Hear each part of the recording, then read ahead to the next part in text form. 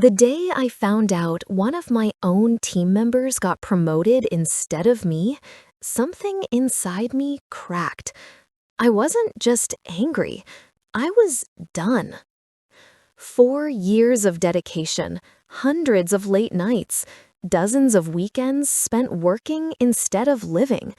And when the dust settled, my reward was the same 3% raise as everyone else. That was the day I learned something I wish someone had told me earlier. Loyalty doesn't pay. My name's Emily, and this is the story of how I went from being a loyal defense contractor employee to walking away with triple my salary and zero regrets. Early days, the perfect employee. When I first started at the defense contractor, I was fresh out of college, bright-eyed, grateful, and determined to prove myself.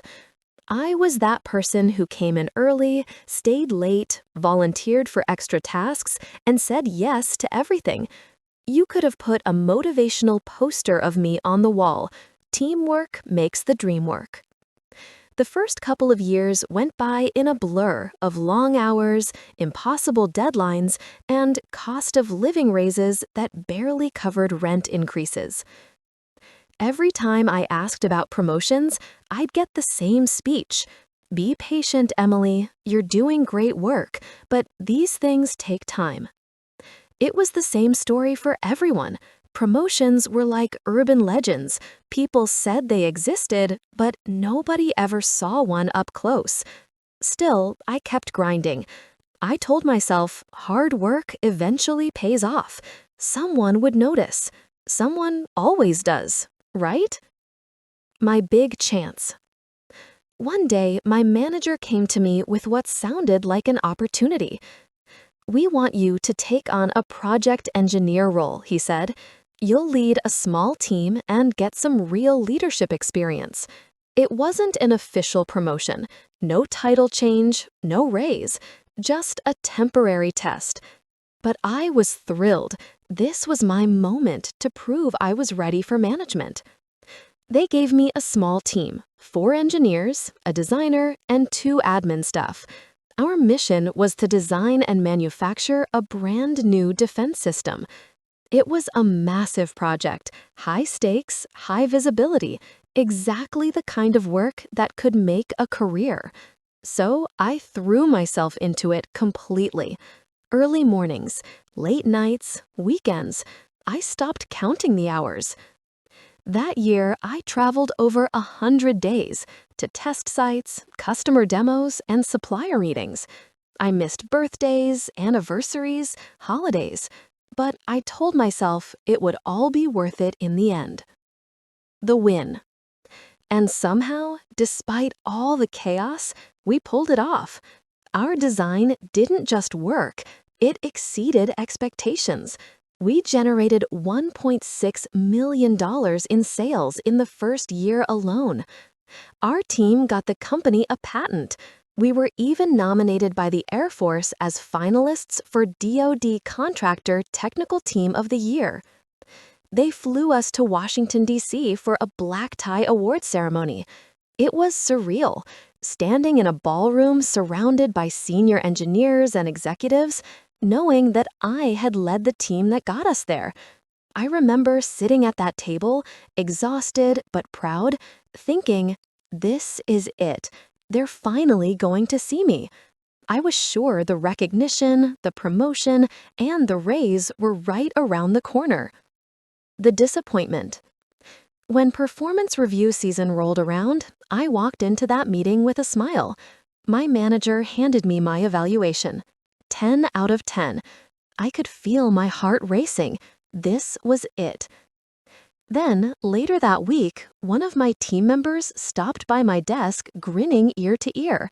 "Emily, I just found out I got promoted." I congratulated them sincerely. They deserved it. But deep down, I was waiting for my turn, my own congratulations email. It never came. So I went to my boss to ask about it.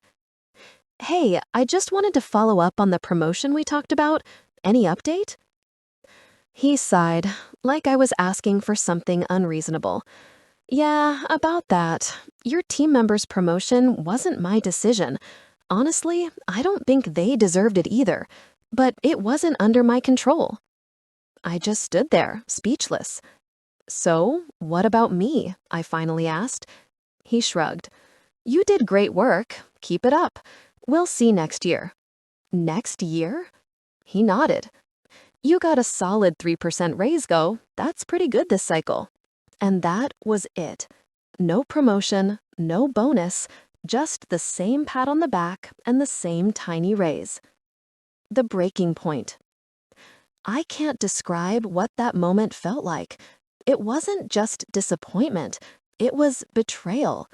I had done everything right. I worked myself to exhaustion. I brought in millions for the company. And it didn't matter.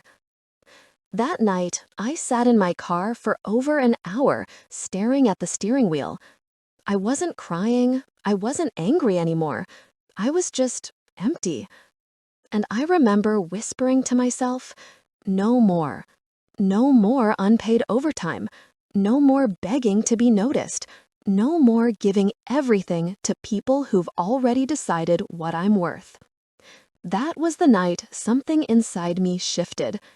I didn't quit right away, but I quietly decided to stop playing their game. Quiet quitting before it had a name. The next day, I went to work like normal, but my mindset was different. I stopped staying late. I stopped traveling unless I actually wanted to. I stopped volunteering for every extra assignment.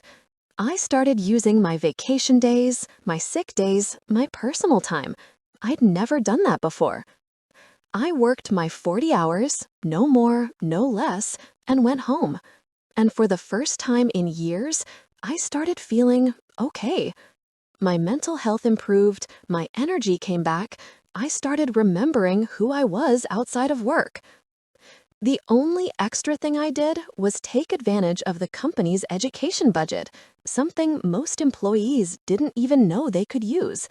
If they weren't going to promote me, I'd at least use every resource available to make myself better. The turning point. Around that time, one of my coworkers, the same one who had been promoted, started taking evening MBA classes. The company reimbursed those classes, but with one major catch. If you accepted the tuition reimbursement, you had to stay at the company for a certain number of years afterward. Basically, it was golden handcuffs.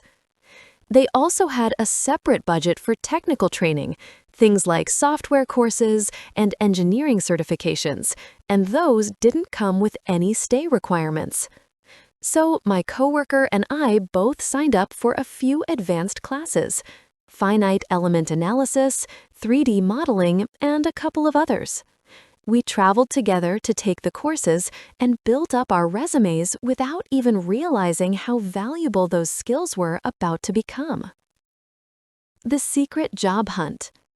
About a month after we wrapped up the training, I started quietly applying for new jobs. I looked for positions that specifically required the new skills I had just learned, and to my surprise, the interviews started coming in fast. One company in particular stood out, a competitor in the same industry, but with a reputation for paying fairly and valuing their engineers. After 2 rounds of interviews, they made me an offer. When I opened the email, my jaw dropped. The base salary alone was double what I was currently making, and it paid overtime. I read the offer 3 times just to be sure I wasn't misunderstanding it. It was real. That single job offer would make my income nearly triple what I earned before. The goodbye meeting. When I put in my notice, my boss was stunned. "Wait, what? You're leaving?" "Yes," I said calmly. "I've accepted another position." He looked genuinely upset. "But we just paid for you to travel and take all those new training courses. We need those skills here." "I know," I said, "and I'm grateful for that, but it's time for me to move on." Then came the guilt trip. Don't you have any loyalty to the company? Any guilt for leaving right when we need you? I smiled politely. I was loyal for 4 years. I gave everything I had. And when I needed loyalty back, I didn't get it. He shook his head. How much are they paying you? Maybe we can match it. I told him the number. His eyes widened. That's more than I make. I just nodded. Exactly. The freedom. My last 2 weeks went by quietly. I trained my replacement, wrapped up some loose ends, and turned in my badge. When I walked out of that building for the last time, I felt lighter than I had in years. That first paycheck from the new company, let's just say it hit differently. Overtime pay alone made my income skyrocket. I went from scraping by to finally being comfortable, and it wasn't just about the money. It was about freedom. Freedom from being undervalued. Freedom from pretending loyalty would ever replace respect. Freedom from working for people who couldn't see my worth until I was gone. Looking back, sometimes I think about that old office, the endless meetings, the 3% raises, the promises of next year, and I realize I probably could have stayed there another 5, maybe 10 years, waiting for someone to finally decide I was ready for a promotion. But instead, I took control. That one decision to stop playing their game changed my entire life. The lesson. If there's one thing I learned from all of this, it's that hard work alone isn't enough.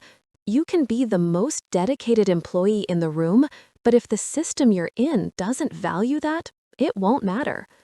Loyalty is not a bad thing, but loyalty without reciprocity, that's how you get stuck.